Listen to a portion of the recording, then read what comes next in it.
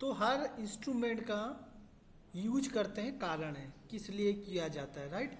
हमने IR use किया, UV use किया, फ्लोरीमेट्री, फ्लैम फोटोमेट्री, हर किसी का पर्पज है अलग अलग है या नहीं, यस सर नो। वैसे ही यहाँ पे जो है आपका क्रोमाटोग्राफी में भी वैसे ही क्वालिटेटिव क्वांटिटेटिव एप्लीकेशन है। तो क्वालिटेटिव मतलब क्या, आइडेंटिफिकेशन। मान लो आपने कोई टीएलसी चला रहे हो, क्या चला रहे हो, टीएलसी चला रहे हो। मैंने आपको उस दिन टीएलसी दिखाया था, हाँ, कि दो स्पॉट था, मैं एक रिएक्शन लगा रहा हूँ, एक नया स्पॉट बन रहा है। You have saw that one, I have shown you in the last class. तो वहाँ पे हमने क्या देखा कि एक नया स्पॉट बन रहा है और जो रिएक्टेंट था वो कंज्यूम हो रहा है आहिस्ता आहिस्ता से। तो it indicate the reaction monitoring. तो यहाँ पे क्या देख रहे हैं कि ये एक नया प्रोडक्ट बन रहा है, वो क्या है हमें नहीं मालूम, मगर it is giving some idea regarding formation of a new product. Yes, मान लो आप अभी एक प्रोडक्ट बनाया, वो आप अगर क्या सोच रहे हो कि नहीं ये मेरा पैरासीटामोल हो सकता है, क्या हो सकता है। मैंने अगर पैरासीटामोल बनाने के लिए क्या यूज करते हो, फिनॉल, फिनॉल यूज करते हो, एसिटाइल क्लोराइड यूज करते हो मान लो। तो आपने क्या किया कि एक फिनॉल का स्पॉट दे दिया और एसिटाइल क्लोराइड का स्पॉट दे दिया और एक आपका आरबीएफ में जो है उसका स्पॉट दिया और एक कंपाउंड किया दिया ना पैरासीटामोल प्योर, मार्केट से जो टैबलेट खरीदते हो उसका भी सॉल्वेंट से घोल के एक स्पॉट दे दिया और सॉल्वेंट में रन कर दिया। क्या कर दिया, टीएलसी रन कर दिया। जब टीएलसी रन किया आपने तो आप क्या देखोगे, तीनों के चारों स्पॉट मूव करेंगे, करेंगे या नहीं। तो बेस्ड ऑन व्हाट, एफिनिटी। कोई सॉलिड फेज को पसंद कर, स्टेशनरी फेज को पसंद कर रहा है और कोई मोबाइल फेज को पसंद कर रहा है। इज इट क्लियर और नॉट। तो ये जो मैटर कर रहा है यहाँ पे, आप समझो मेरा बात, स्टेशनरी फेज को। तो जो स्पॉट नया बना, अगर हमने जो पैरासीटामोल का स्पॉट दिया है वो अगर उसके बराबर में जाके लगा, तब ये क्या हो सकता है मेरा, it might be my compound. Yes और नो। लेट मी,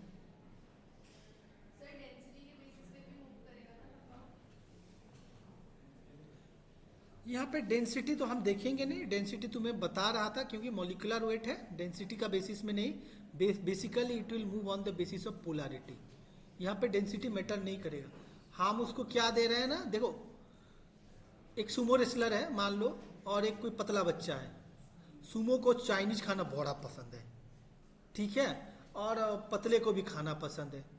अब पता दोनों को दिखाएंगे तो दोनों ही दौड़ के आएंगे या नहीं, आएंगे या नहीं आएंगे, दोनों ही दौड़ के आएंगे, मुझे भी पसंद है बोल के। वैसे ही कोई आगे पीछे आएगा, बट पोलैरिटी जो चीज है, पोलैरिटी क्यों बता रहा हूं कि पोलैरिटी उसको दिखा रहा है कि लो मैं आ गया, तो उसको खींचा टाना खींच रहा है, यू अंडरस्टैंड, अट्रैक्शन कर रहा है बेस्ड ऑन द पोलैरिटी। मान लो हम पेट्रोलियम ईथर डालेंगे तो आएंगे नहीं कोई, समझ। मैं आज पेट्रोलियम ईथर का पार्टी दूंगा, आओगे कोई, कोई बोलेगा नहीं मैं आज विस्की का पार्टी दूंगा, जिसको पसंद है वो दौड़ के आएगा। और कोई बोलेगा नहीं मैं अंगूर का जूस का पार्टी दूंगा, वो जिसको पसंद है वो दौड़ के आएगा, आएगा नहीं। कोई बोलेगा मैं मिल्क का पार्टी दूंगा, हाँ डेयरी मिल्क चॉकलेट बांटूंगा, जिसको पसंद है वो दौड़ के आएगा। यस और नो, समझ रहे हो जो बोल रहा हूं मैं, जिस बड़ा हो छोटा हो हर कोई दौड़ के आएगा। Yes, understand what I am saying.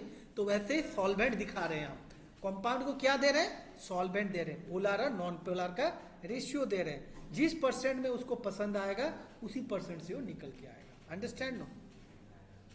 तो देखो what is R F value, R F value is the distance travel by the solute to distance travel by the solvent. Okay, R F is nothing but जो हमने TLC plate था, ये TLC plate है, तो हमने spot दिया 1 2 3 और 4 मैंने बताया, ये हमारा स्टैंडर्ड स्पॉट है, ये हमारा रिएक्टेंट 1 और एक रिएक्टेंट 2, और ये जो है हमारा को है। को का मतलब क्या ना, 5 घंटे बाद रिएक्शन हो गया, 5 घंटा उसके बाद तो रिएक्टेंट तो कन्वर्ट हो गया होगा।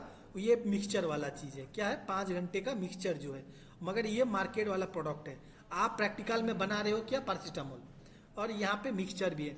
तो R1 R2 मान लो, R1 इतना दूर गया और R2 इतना दूर गया, और इसमें जो है मिक्सचर में क्या है, R1 भी हल्का से आ सकता है, R2 भी हल्का से आ सकेगा अगर फुल्ली कंज्यूम नहीं होंगे तो, यस और नो। अब मिक्सचर में क्या है, ये दोनों के अलावा, हाँ दोनों अगर रिएक्शन किए होंगे तो कुछ नया प्रोडक्ट बना होगा तो नीचे हो सकता है, नहीं तो ऊपर हो सकता है। यस और नो? जो नया स्पॉट बना, हमें कैसा मालूम कि ये पैरासीटामोल? हम अगर एक पैरासीटामोल का दवाई का स्पॉट खरीद के यहाँ पे डाल देंगे उसी सॉल्वेंट में, अगर ये यहाँ पे आ रहा है स्पॉट, तब हम बोल सकेंगे या नहीं ये पैरासीटामोल है बोल के इतना बराबर का आया। तुम अगर एस्पिरिन का स्पॉट देखो तो एस्पिरिन अलग जगह चला जाएगा, ये नहीं हो सकता है। यस और नो? समझे या नहीं समझे? So this is also one kind of qualitative test कि हम बता सकेंगे स्टैंडर्ड के साथ कंपेयर करके कि मेरा ये कंपाउंड बना है या नहीं बना है। ओके, तो ये रन कर रहा है, मान लो हमने सॉल्वेंट इतना तक रन किया, कितना? इतना तक रन किया, और सॉल्यूट इतना तक ट्रैवल किया, तो डिस्टेंस ट्रैवल बाय सॉल्यूट ये अगर मान लो 10 सेंटीमीटर है, कितना? टोटल 10 सेंटीमीटर, तो ये मान लो 4 सेंटीमीटर रन किया डिस्टेंस ट्रैवल बाय सॉल्यूट, और डिस्टेंस ट्रैवल बाय सॉल्वेंट ये मान लो पूरा 9 सेंटीमीटर है। तो ये दोनों का जो रेशियो लेंगे हमेशा तो फ्रैक्शन में आएगा, आएगा या नहीं आएगा भाई? तो फ्रैक्शन ऑलवेज इक्वल्स टू 1 होता है। कितना? Are F is maximum 1।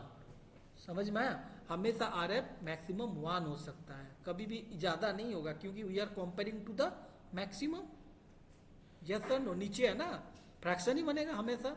तो R F value always lie in the 0 to 1। Is it clear? भाई नहीं आया तो बताओ मुझे। फ्रैक्शन होगा तो हमेशा तो नीचे ही आएगा ना 10 से, तो मैक्सिमम जो होता है 1 होता है उसका R F. Okay, so the ideal value of the R F is 0.3 to 0.8। जब भी टीएलसी रन करो, समझ में, जब भी हम टीएलसी रन करेंगे उसका जो स्पॉट होगा, क्या जो हमने यहाँ पे स्पॉटिंग किया और सॉल्वेंट रन करवा रहे हैं, तो बीच में आना चाहिए। यहाँ पे आए, नहीं तो इतना दूर रन करे, नहीं तो इतना दूर रन करे, पूरा ऊपर नहीं चला जाए। समझ में आया स्पॉट? कि ये नीचे यहाँ तक नहीं, उसको थोड़ा मूव भी करने देना है। तो हमें क्या, जब मूव करेगा तो हमें मालूम चलेगा कि नीचे कितना स्पॉट है और ऊपर कितना स्पॉट है। यस और no? For the better separation what should be the R F? 0.3 to। Okay, please remember this one. So R F is specific and constant for every compound in a particular mobile phase. क्या बोला? कि R F, मान लो कोई bullet चला के, क्या bullet चला के डीआईटी से जाखन कितना मिनट में जा रहा है? मान लो 5 मिनट में जा रहा है, तो स्कूटी चला के 5 मिनट में जा सकेगा क्या? या स्कूटी पे में जा सकेगा, या कार में जा सकेगा? नहीं जा सके, जाएगा नहीं।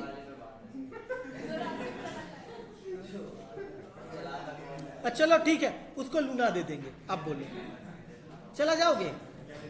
साइकिल दे देंगे, साइकिल दे देंगे, चला जाएगा। हाँ, जाखन से देगा दो, जाओ। बात को मेरा समझ रहे हो ना, मैं जो बोलना चाहता हूँ? तो चलो ये ऑन एक्सेप्शनल है। क्या है? ऑन एक्सेप्शनल है भाई, ये सब कर लेगा, मतलब ये सब कर लेगा, मतलब अगर कर रहा है तो सब कर लेगा एक्सेप्ट। मगर बाकियों में से बताओ, हो सकता है क्या? It's not feasible no. Bullet में जितना पिकअप होगा या ब्रेक होगा या जितना स्पीड में जा सकेगा, वो इसका तुम्हारा स्कूटी पे थोड़ी जाएगा, वो तो 40 से ऊपर उठेगा ही नहीं गाड़ी तुम्हारा। तुम जितना भी बोलो ना यार, एक एक गाड़ी का ना एक एक लिमिट होता है। तुम अगर मान लो एक्टिव ले रहे हो ना, एक्टिवा 80 से 90 ही पीछे जाएगा ही नहीं, तुम्हारा बुलेट वाले 110 भाग जाएगा। समझ? और तुम एक बात बताओ, 40 स्पीड का कार और 40 स्पीड का बस दोनों बराबर है क्या? नहीं भाई, बस बहुत जोर से भागेगा उसी स्पीड में। समझ रहे हो जो बोल रहा हूं मैं? तो बात यही है कि गाड़ी का पिकअप भी एक मैटर करता है। तो मैं ये क्या बोल रहा था, क्यों ये एग्जाम्पल आया? ये एग्जाम्पल क्यों आया?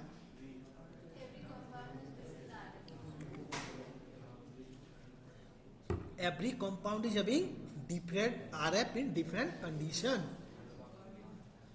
आप जो मोबाइल फेज स्टेशनरी फेज ले रहे हो ना, उसका कॉम्बिनेशन पे डिपेंड कर रहा है। मैं अगर 10% में ले रहा हूं तो 10% में इतना, अगर 20% में लोगे तो अलग हो जाएगा ना। यस और नो? तो बात यही है। Okay, what is R X value? R X value is nothing, ये लिख लो, what do you mean by R F? R F is travelled by solid to travelled by mobile phase.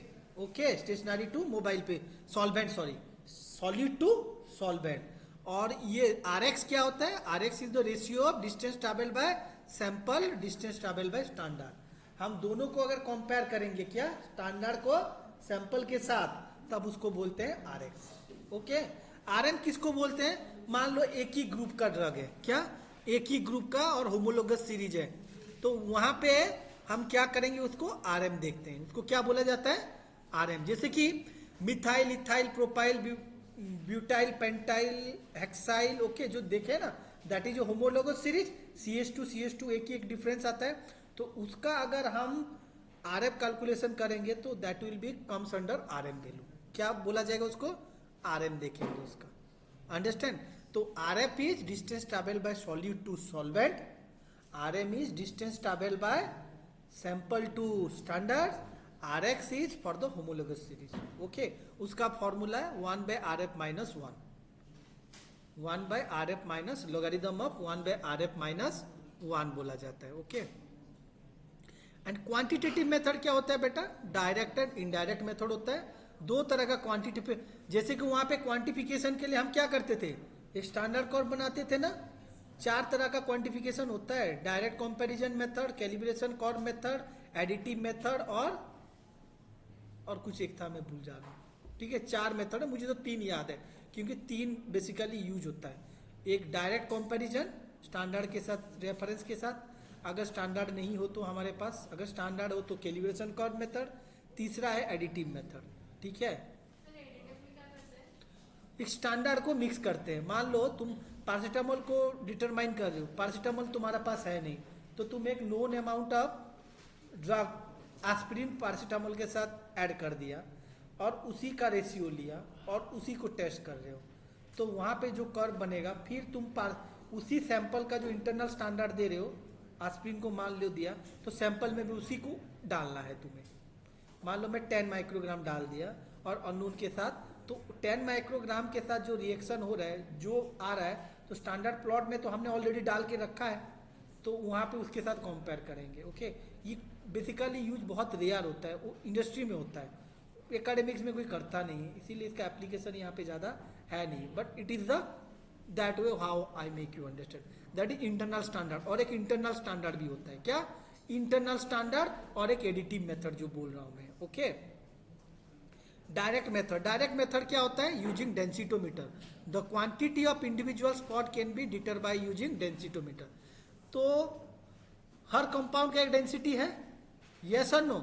आपको अगर डेंसिटी मालूम है तो डेंसिटोमीटर मेथड में अगर अननोन सैंपल डालोगे तो आप उसका डेंसिटी फिक्स देके ऑटोमेटिकली कैलकुलेट कर सकते हो कि कितना अमाउंट है। That is known as direct comparison method. Okay, and densito technique is known as in situ method.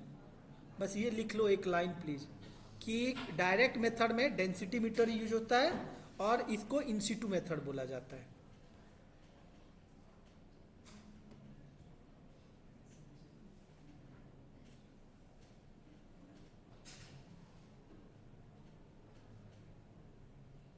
और इनडायरेक्ट मेथड मतलब क्या बेटा?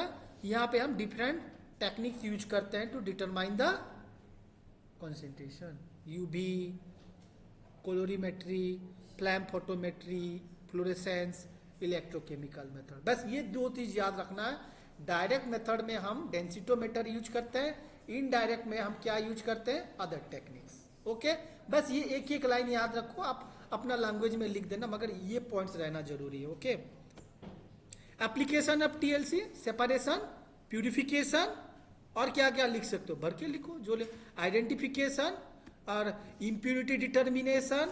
Okay, identification of related compound of drug, detect of presence of foreign substance, एक ही चीज है, foreign material और impurity. Decompose, मान लो कोई कंपाउंड है वो डिग्रेड हो गया है, आपका एक्सपायरी डेट के बाद कंपाउंड क्या हो सकता है? डिग्रेड भी कर सकता है ना, यस और नो? तो भी कर सकते हो आप, yes. High performance thin layer chromatography, और एक क्या बेटा? ये भी एक एप्लीकेशन है। क्या? टीएलसी में क्या किया गया है? हाई परफॉर्मेंस किया गया। TLC, same TLC plate, this is instrument, कोग्नोसी का सबसे कॉस्टली, इस मशीन का दाम, एचपी टीएलसी का दाम करीबन तो मान लो 50 लाख 25 लाख का वैल्यू है, 25 से 50 लाख का दाम है, समझ में। HPTLC, HPTLC high performance thin layer chromatography, please right it down. क्यों होगा, लिखो, इतना कॉस्टली कहां से आएगा यार। Okay, so high performance thin layer chromatography, HPTLC is a sophisticated and automated form of TLC. The use of pre-coated plate stationary phase, तो हम TLC खरीदते नहीं, बनाते नहीं है, जो प्रैक्टिकल में बनाते हो वो खरीदा हुआ आता है और उसी में आपको स्पॉटिंग करना पड़ता है और मशीन में डालना है। तो कैसा होता है, HPTLC का वीडियोज है यूट्यूब में भर के, अब देख लेना है, ठीक है। मशीन कैसा दिखा रहता है, प्रैक्टिकल होगा तो दिखा देंगे प्रैक्टिकल में, ओके। और वहाँ पे स्टेशनरी फेज आप जानते हो, नॉर्मल फेज क्या रहता है, स्टेशनरी फेज क्या रहते हैं। तो नॉर्मल फेज में सिलिका हो सकता है और रिवर्स फेज में C18 और C8। भैया ये तुम्हें एग्जाम में पूछेगा, भाईवा में तुम्हारा एक्सटर्नल आएगा तो पूछेगा कि करके ऐसा करके खड़ा मत हो ना, कि स्टेशनरी फेज किस चीज से बना होता है। नॉर्मल होगा तो किससे, सिलिका, और रिवर्स फेज होगा तो क्या होगा, C18। C18 का मतलब क्या कि 18 कार्बन जुड़ा हुआ है, 8 का मतलब 8 कार्बन जुड़ा है, C4 मतलब 4 कार्बन जुड़ा है। 4 कार्बन को ब्यूटेन बोलते हैं और 8 को ऑक्टेन बोलते हैं और 18 को डोडिसाइल बोलते हैं कुछ, ओके। वो कुछ पढ़ लें, ऑक्टाडेसाइल बोलते हैं। और इसमें देखो HPTLC 50 लाख दियो तो ऑटो सैंपलिंग होगा ही होगा, हाँ, ओके। और यहाँ पे भी डिटेक्टर होगा, बस इतना ही है। उसके लिए वो 50 लाख रुपया लेता है और पंप लगा दिया है, सॉल्वेंट को फेंकेगा और TLC को थोड़ा रन करेगा, UV जो कि HPLC में है। समझ में आ रहे हैं या नहीं, मतलब 50 लाख रुपया। HPLC का दाम कितना होगा, खरीदोगे तो 15 लाख 20 लाख, समझ में आया। और हमारा वाला तो 10 साल पुराना है, वो चल भी रहा है। इंडस्ट्री देखता है तो बोलता है इतना पुराना क्यों रखे हो भाई, यजदी तो पुराना ही है, थोड़ी तुम बुलेट खरीदो तो क्या हो गया, यजदी यजदी है ना भाई, समझ में आया ना। तो वही वैल्यू उसका है। डिटेक्टर क्या है आप मालूम है, हर चीज में वही है बेटा, stationary phase, mobile phase, detector, ठीक है। और पंप रहेगा। प्रिपेरेटिव TLC मतलब क्या, बड़ा प्लेट ले लेंगे और बहुत सारा स्पॉट दे देंगे। हमारा जो हमको मालूम चल गया कि ये मेरा प्रोडक्ट है, उसी को स्क्रैप कर देंगे। स्पॉटिंग हो गया, उसको हम क्या बोलते हैं, ये चौक का मान लो ये है, इसको ऐसा घिस देंगे, वो जो पाउडर होगा उसको निकाल देंगे और मिथानॉल में डाल देंगे। और मेथनॉल में डालेंगे तो क्या घुल जाएगा, सिलिका नहीं घुलेगा, मगर कंपाउंड तो मेथनॉल में आ जाएगा। फिर हम उस कंपाउंड को उड़ा के UV करो, HPLC करो, या तुम IR दो, मास दो, NMR दो, कुछ करो, हम एनालिसिस फर्दर कर सकते हैं, ठीक है। उसको बोलते हैं प्रिपेरेटिव TLC मतलब आपने छोटा TLC प्लेट बनाया ना, लैब में बनाया था ना, आप इतना बड़ा बड़ा ग्लास होता है उसी को भी बना सकते हो आप, और बहुत सारा स्पॉट दे सकते हो और उसको स्क्रैच करके निकालोगे। प्रैक्टिकल में बताना, मैं बताऊंगा कैसा करते हैं। डन। प्रिपेरेटिव TLC क्या होता है। Then paper chromatography. Paper chromatography में क्या, स्टेशनरी पेज क्या है बेटा हमारा, पेपर, ठीक है। In which analysis on carried out flow of solvent using the stationary phase is filter and mobile phase, okay. Paper chromatography का प्रिंसिपल दो तरह का हो सकता है, एक is adsorption and other is partition. अगर पेपर सॉलिड है तो एडजॉर्प्शन, अगर पेपर में हम कुछ केमिकल देके ट्रीट कर दिए हैं, क्या एसिड बेस को भी हम पेपर में क्या सॉक कर सकते हैं या नहीं, एसिड को भी, कोई कंपाउंड को भी सॉक कर सकते हैं या नहीं, उसमें कोटिंग कर सकते हैं, तो उसका प्रिंसिपल पार्टीशन हो जाएगा, ओके। देखो लिखा हुआ है यार, बहुत तरह का, चिंता मत करो, दिखाऊंगा। क्या हुआ, इतना तो कंट्रोल कर भाई, टीचर बैठा हुआ है। बाद में भाई,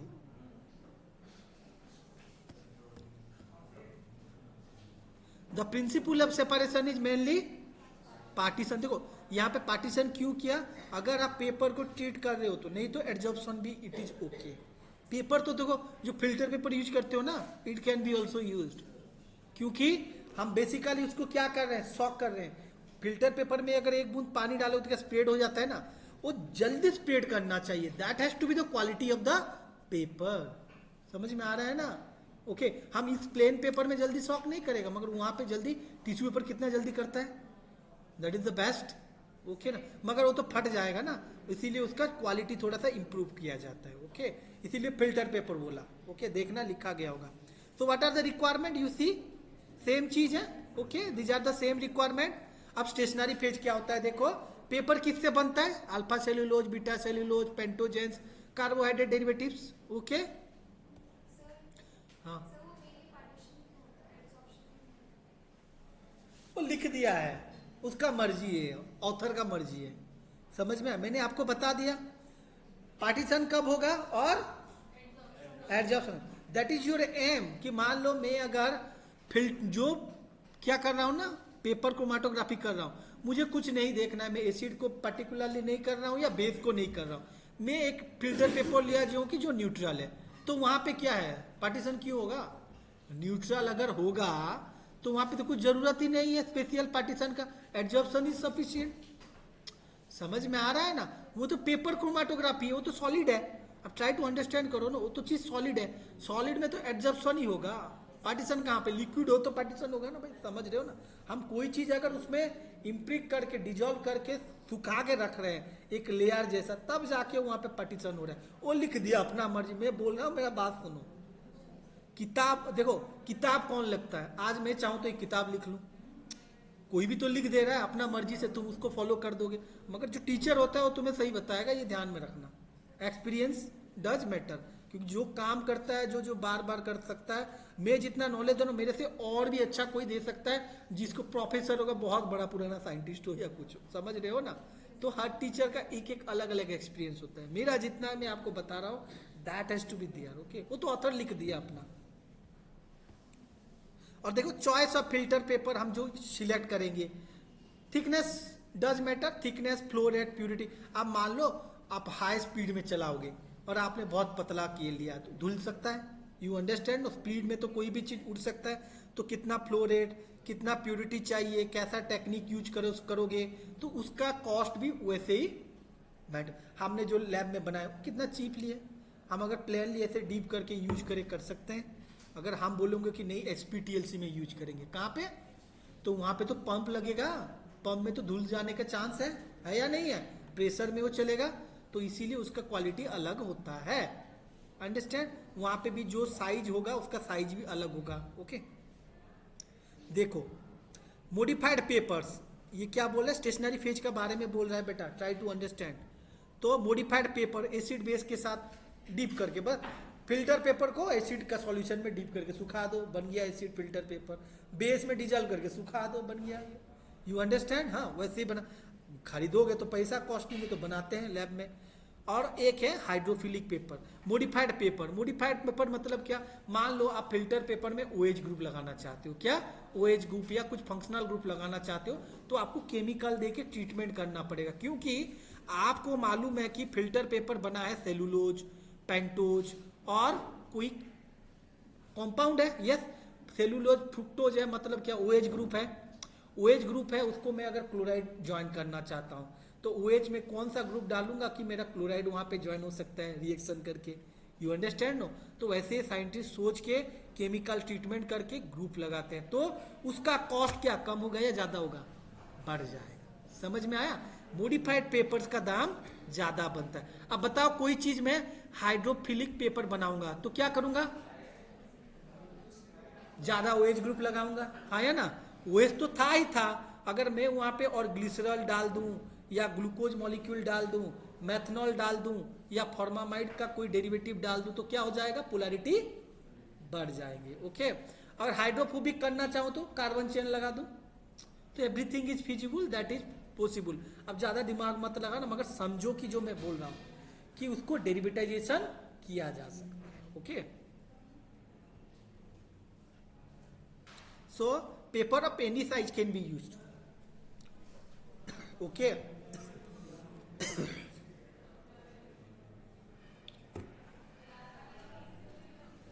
एप्लीकेशन ऑफ सैंपल, आपने TLC जैसा यूज किया था, सैंपल भी ऐसे ही यहाँ पे यूज करना है, कंपाउंड को डिजोल्व करना है और स्पॉटिंग देना है, राइट?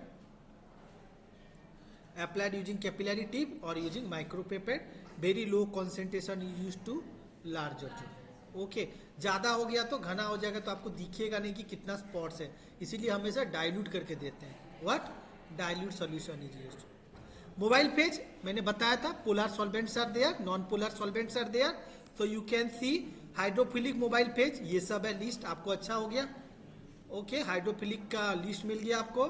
सिमिलरली हाइड्रोफोबिक में क्या होता है, you can see this kerosene और petrol, isopropanol, cyclohexane, benzene, dimethyl ether, all are the hydrophobic. Okay development technique मैंने बताया तो आइसोक्रेटिन एंड ग्रेडियंट. वहां पे यहाँ पे क्या है देखो, ascending development, descending development, ascending descending और सर्कुलर और रेडियल डेवलपमेंट. मान लो ये आपका फिल्टर पेपर है, फिल्टर पेपर गोल होता है. हेलो देखो फिल्टर पेपर कैसा होता है, गोल होता है. तो हम क्या करेंगे, फिल्टर पेपर का बीच में डाल दिया, क्या स्पॉटिंग बीच में डाल दिया. और हमने देखो वो जो साइकिल दुकान में बत्ती रहता है ना, ये पानी में मैंने किरोसिन डाल दिया, एक फीता डाल दिया और ऊपर से होल करके जालू तो जलता है ना, डिबरी बोलते, क्या बोलते हो उसको, चिमनी बोलते हो, क्या बोलते हो भाई? हाँ हमारा गांव में तो डिबरी बोलते हैं. हाँ डिबिया, बस डिबिया देखिए हो ना, डिबिया कैसे जलता है कि वो शॉक करता है और उसके बाद वहां से जलता है. वैसे ही हेलो देखो ऐसे ही हमने यहाँ पे सॉल्वेंट भर दिया, कहाँ पे सॉल्वेंट भर दिया और यहाँ पे हमने क्या स्पॉटिंग दे दिया और टीएलसी पेपर को ऊपर रख दिया. तो जब ये टच करेगा सॉल्वेंट के साथ तो ये स्प्रेड करेगा ऐसा वाइडली, ऐसे करेगा या नहीं, तो सॉल्वेंट को कंपाउंड को भी ऐसा साइड में लेगा रेडियली. समझ में आया? तो इसको बोलते हैं क्या, सर्कुलर और रेडियल डेवलपमेंट. क्या लेगा, the spot is kept at the centre of the paper, solvent flow through the wick of the paper. मतलब बीच में सेंटर में उसको थोड़ा सा निकाल देंगे. मतलब जो डिब्बी में जो क्या बोलते हैं सूत दिया गया था ना कपड़ा, तो वो भीगा होके सॉल्वेंट के साथ रहेगा और पेपर को टच करके रखेगा. तो जिसका वजह से क्या सॉल्वेंट उससे मूव कर रहा है, तो ये ऐसा उसको स्लोली स्प्रेड करता रहेगा. जिसके वजह से क्या होगा कि स्लोली कंपाउंड भी हमारा डिपेंडिंग ऑन द पोलैरिटी. आपको पहले से मालूम होना चाहिए कि मेरा कंपाउंड का कितना परसेंट में रन हो रहा है. इट्स नॉट लाइक दैट कि आप 100% मेथनॉल रन कर दे रहे हो ना, नहीं तो सेपरेशन नहीं कर सकोगे. फॉर द क्यों ऐसा कर रहे हैं सेंटर में, फॉर द यूनिफॉर्मिटी. ये समझा दिया, वो पढ़ लेना तुम समझ जाओगे. और यहाँ पे क्या असेंडिंग डेवलपमेंट मतलब क्या समझ रहे हो, नीचे से ऊपर की ओर. कोई चीज अगर नीचे से ऊपर की ओर मूव कर रहा है तो उसको बोलते हैं क्या, असेंडिंग. तो टीएलसी प्लेट हम असेंडिंग करते हैं या नहीं, अगेंस्ट द ग्रेविटी, उसको बोलते हैं असेंडिंग. और डिसेंडिंग मतलब क्या बेटा, यहाँ पे दिया गया देखो, ये देखो हमने स्पॉट ऊपर सॉल्वेंट को ऊपर दे दिया है. यहाँ पे टीएलसी वो जो तुम्हारा पेपर था, पेपर को ऐसे फोल्ड करके ऐसा चिपका दिया है, तो ये ऐसा करके मूव कर रहा है डिसेंडिंग ऑर्डर में. ठीक है, यहाँ पे सॉल्वेंट है तो चिपक के ये नीचे आएगा. ओके कोई करता नहीं है बेसिकली, ये थियोरिटिकल है. हम टीएलसी से हमारा काम सब हो जाता है, बहुत रेयर यूज किया जाता है this things for the theoretical purpose only. Okay ascending descending मतलब both the things will be there. यहाँ पे क्या हो रहा है, नीचे से ऊपर गया, फिर ऊपर से हम सॉल्वेंट उसको लगा के नीचे की ओर डालेंगे, उसको बोलते हैं descending. Combination of ascending and descending is known as ascending descending method development. तो method development in paper chromatography 4 तरह का होता है, ascending descending descending and circular. Okay radial और सर्कुलर. और डिटेक्टिंग और विजुअलाइजिंग एजेंट क्या है, सेम जो यूज किए थे आपने, जितना सारा आयोडीन चेम्बर, यूबी चेम्बर और केमिकल ट्रीटमेंट. यस ये पढ़ा चुका हूं मैंने. हाँ अब देखो निनहाइडिन किसके लिए, अमीनो एसिड के लिए. ड्रैग एंड ड्रॉप किसके लिए, मेयर्स रिएजेंट भी लिख सकते हो, सब कुछ भी लिख दो. और कार्डियक ग्लाइकोसाइड के लिए 3,5 dinitro benzoic acid, hydrogen aldehyde and ketones के लिए, ferric chloride for phenolic compounds and tannins के लिए. और मैंने आपको बताया था डिस्ट्रक्टिव क्या होता है, नॉन डिस्ट्रक्टिव क्या होता है. जिसमें हम सैंपल को रिकवर कर सके वो डिस्ट्रक्टिव और नॉन डिस्ट्रक्टिव ना, जहां पे हमें मिलेगा कुछ वो नॉन डिस्ट्रॉय। जहां पे डिस्ट्रॉय हो गया उसको बोलते हैं डिस्ट्रक्टिव। समझ में आया? ये ऑलरेडी मैं बता चुका हूं। And rest are your application, जो कि आपने कर चुका हूं। व्हाट इज आरएफ मैंने बता दिया है, आरएम क्या आरएक्स क्या बता दिया मैंने। एप्लीकेशन क्या है, सेम चीज। सेपरेशन क्या, जो जो एप्लीकेशन था एक ही एप्लीकेशन वहां पे, बस स्टेशनरी फेज चेंज है और कुछ चेंज नहीं है। Is it clear? ओके, तो ये तुम्हारा खत्म हुआ पेपर क्रोमाटोग्राफी। मैंने कॉलम बताया, टीएलसी बताया, सब बताया। ठीक है, इस यूनिट में सिर्फ बच रहा है क्या, इलेक्ट्रोफोरेसिस। हाँ, वो बाद में करूंगा, वो टच नहीं करूंगा अभी। ठीक है, तो मैं आपको हाँ ना, अरे यार ये थर्ड खत्म हुआ और 2 यूनिट बचा है, पागल हो क्या तुम? हाँ, ये देखो, ये तुम्हारा थर्ड यूनिट खत्म करा किया मैंने। ठीक है ना, थर्ड में से इलेक्ट्रोफोरेसिस